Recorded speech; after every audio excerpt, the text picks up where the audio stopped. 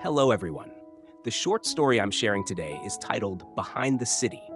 It's about a young girl from the countryside who moves to the city to make a living. She always thinks that life offers many opportunities for her to establish herself. But in reality, the days she spends in the city are filled with her own sadness and the sorrow of the people living there.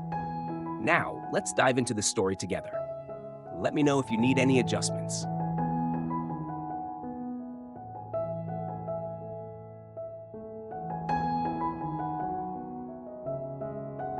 Behind the city. At rush hour, the entire street was clogged with traffic. The noise of engines roaring was deafening. The smell of gasoline smoke was thick and pungent. A few motorcycles revved their engines, weaving through the crowd, with people shouting and cursing in chaos. All day long, Mr. Bin kept his eyes sharp, watching the crowd to see if anyone showed signs of needing a ride, so he could offer his services. After a brief nap on the back of his motorcycle, he suddenly woke up. The sound of car horns was still blaring. He stretched, yawning unconcernedly, and then turned his motorcycle against the flow of people squeezing into the bottleneck.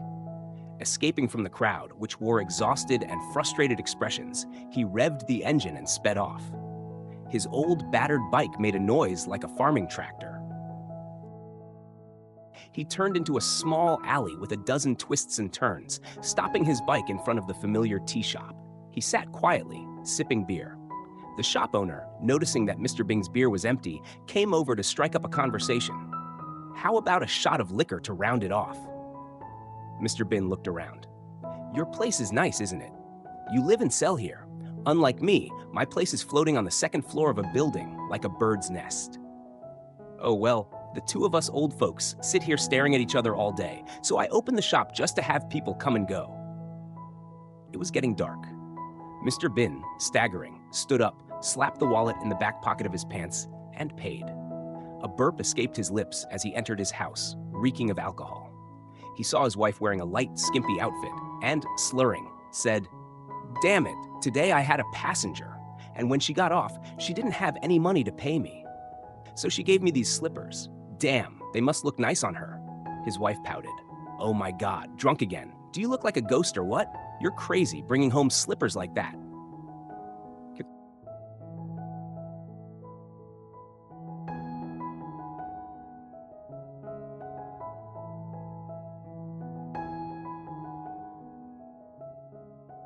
As if borrowing a cup of liquor, his eyes reddened like those of a monster. He started shouting angrily, "Damn you! Get the rice out for your father to eat. Your family is so damn wicked. You gave me a few dozen meters of land, and now that the land price has gone up, your siblings are talking about taking it back. Why are you still going on about this old thing from years ago?" Mr. Bing jumped up and rushed to kick his wife, who was holding the child. The boy, scared, ran straight to Thu. Thu, frustrated with her father, shouted at him, "Enough, Dad! Are you planning to tear this house apart before you're satisfied? Look, Thung and his wife had to leave because of you. You're drunk and yelling every day. I'm how old now, but I can't even love anyone because I'm afraid people will find out I have a father who's a drunk." As soon as Thu finished, Mr. Bin grabbed a chair and rushed at her as if she were an enemy. He gritted his teeth, slammed the chair, and grabbed her hair. Thu struggled and ran outside. A few drops of blood fell onto the floor. His wife screamed. "Oh my God, Mr. Bin has killed Thu!" She screamed until her throat went hoarse. On my way home, no one in the entire building dared intervene. Everyone knew his temper all too well.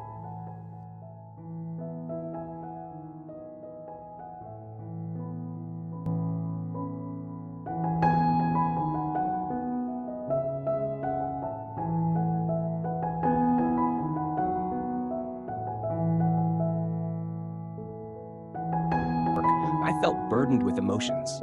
I sighed. Life here is so complicated. Just a few steps away from my house, there are 3 men drunk every day. When I first came to the city, I was full of dreams. But as time passed, living in this neighborhood, I had to witness so many chaotic and complicated scenes. All my rosy dreams seemed to have faded away. I was busy sweeping the sand and lime in front of my house when the woman from the house across the street casually started a conversation. Seeing her face flushed with anger, I felt uneasy. She said, Living alone like you is so great. Don't get married, okay? Like me, every day, my husband gives me 20,000 to buy food, and when I set the meal, he nags and complains.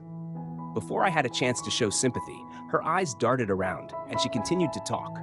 This is my second marriage. He has 2 kids from his first wife. I heard the woman ran off with another man, so he couldn't take it and left her. When he first courted me, he was so sweet and affectionate, not like he is now. But every time he leaves the house, he's as happy as a festival, having fun with his drinking buddies. When he comes home, he's terrible, so rude to me and the kids.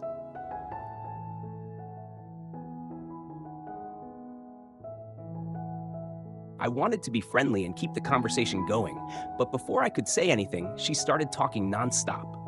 You know, I was with my ex-wife for 2 years. With me, I gave birth to a son, and he still doesn't understand anything. I'm so tired of it. We never registered our marriage. If we like each other, we stay. If not, we break up, no hassle. Listening to her, I was shocked. I thought to myself, will my future husband be like this? The sky had completely darkened. The atmosphere was still, almost eerily quiet. Suddenly, a motorcycle zoomed into the alley, revved its engine, and honked loudly. The sound of a child shouting like they were being scolded echoed through the air. I felt irritated and went inside. It was just like when a stepfather calls out to his wife's child. At that moment, Thu came over to my house, the familiar knocking on the door. I saw the distraught look on her face, and I felt so sorry for her. I'm so tired. Today, Grandpa got drunk again. He threw a chair at me, and I was lucky to run outside. I don't know when I'll ever get married. If any guy comes around to flirt and happens to meet Grandpa when he's drunk, he'll run away in a heartbeat. I noticed a scratch on Thu's cheek that was still bleeding. I felt even more sympathy for her. Both of us sat in silence, our faces turned in opposite directions. Then Thu played a voice recording on her phone. It was full of chaotic shouting, screaming, the sound of children crying, and the whining music from a loudspeaker. I immediately recognized the chaotic sounds. It was the kind of noise that often happens at her house. She said she recorded it so that when her father was sober, she could play it for him and hopefully make him understand. Unable to tolerate the noisy racket, I snapped at Thu to turn it off. I met Thu when I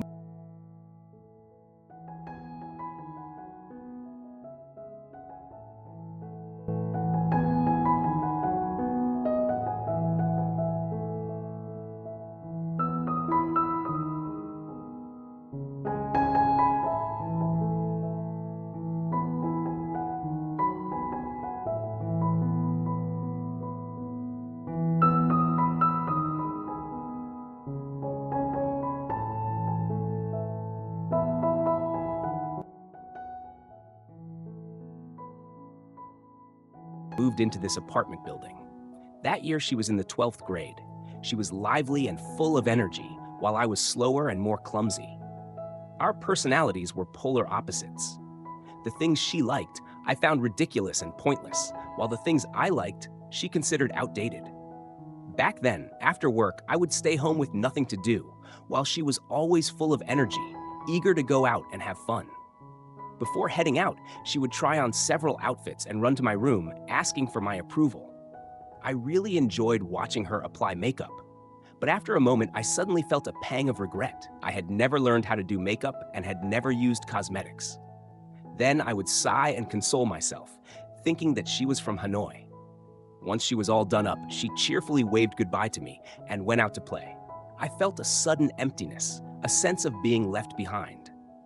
On nights when I felt especially lonely, I would go over to her mother's place to keep her company. Her mother was slow-moving and calm. Sometimes I would visit to watch TV, and I'd see her sitting quietly, methodically folding laundry, as though I could count each of the monotonous, repetitive sounds of her work. On days when Thu didn't have anyone to go out with, I was overjoyed. But she would act like a horse locked in a stable, whining in frustration. The two of us would sit closely together, staring out the window. Below, life unfolded in a constant swirl. The flow of life is like the mundane routine. It makes me sigh, seeing the narrow, cluttered space that surrounds me. Then vaguely I wonder, maybe one day I'll also have a motorcycle like that. Thu shared, Last night, I went out with my friend, and while sitting behind his motorcycle, he put his hand on my thigh. I didn't feel ticklish, but I kept pretending, saying, "Hey, take your hand off. I'm so ticklish. Why do you keep teasing me?" It took him forever to take his hand away, seriously. Thu is a year younger than me, yet she's so carefree and innocent. How come I always have to worry and take on so many responsibilities? In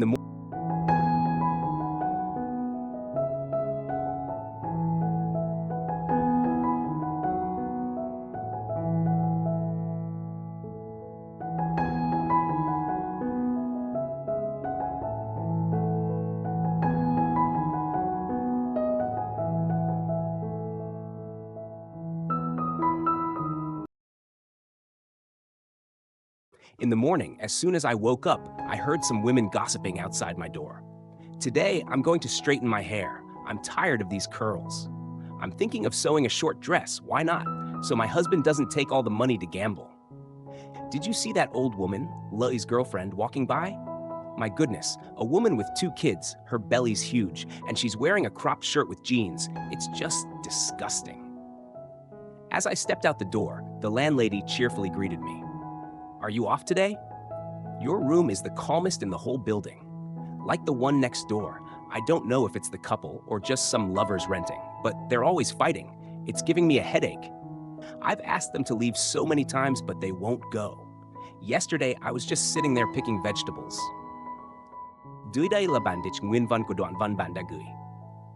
Outside the door, I could hear the sounds of them sleeping together, moaning like a scene from an adult film.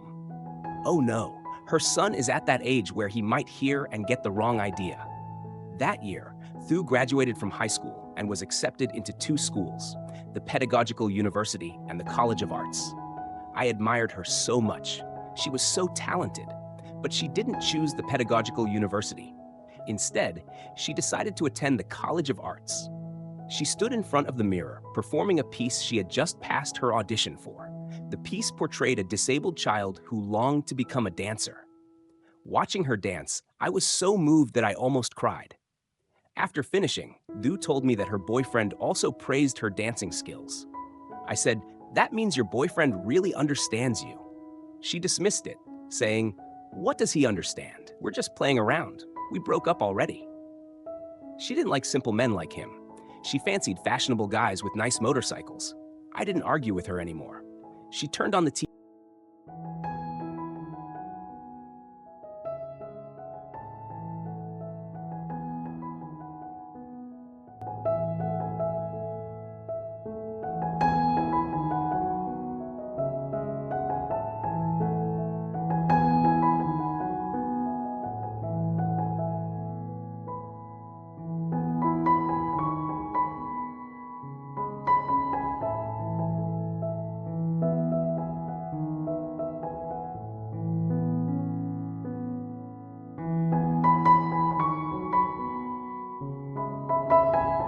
TV and watched a Korean drama, commenting on a male actor on screen.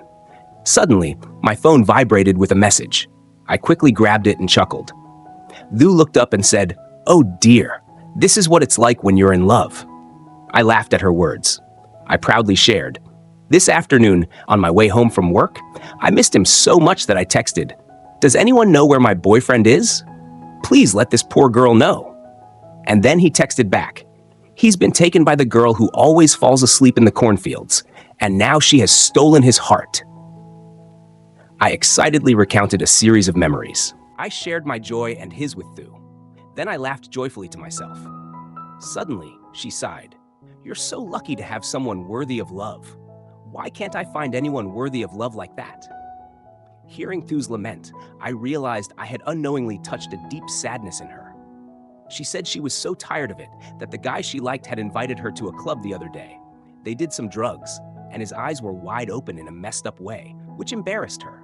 I advised Thu to go to bed and forget the sadness. Just as I managed to close my eyes for a few minutes, there was a loud knock on the door. "Thu? Hey, Thu?" I jumped up in shock, and the clock showed 2 in the morning. I quickly ran to open the door. Thu's mother rushed in, holding the baby in her arms, her face still in shock. "Oh my God, 5 policemen just brought Thong's wife back here to search the house. They were arrested at the club for having ecstasy on them. Looking at the little boy and Thu's mother's pale face, I felt sorry for them. Thu's mother was still crying. Thang's been locked up at the station. Your father has been drunk since early evening. I'm so exhausted with this family. Hearing Thu's mother sobbing, I felt even sadder. Since moving here, I had never seen Thu's family at peace.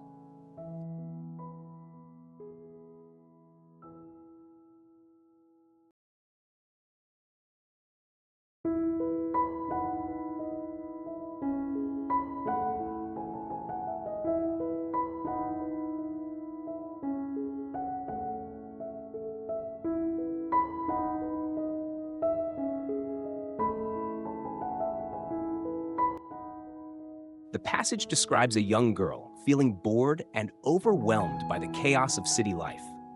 When she first arrived in the city, she was full of dreams and hope, but as time passed, those rosy dreams faded in the face of the chaotic, complicated reality of the crowded neighborhood and the tiring everyday stories. She witnesses the disarray and the exhausting tales, such as the disappointing married life of her neighbor, which makes her feel weary and disheartened. She realizes that, although she lives in a city full of opportunities, she cannot escape the difficulties and confusion of life. The feeling of dreams being stifled, even vanishing, makes the young girl realize that city life is not the place to fulfill the ideals she once dreamed of. Here's the translation of the sentence into English. The story ends here. Please comment your opinions about this short story, and don't forget to give me a like and subscribe to the channel to listen to more great short stories in the future. Let me know if you need further adjustments.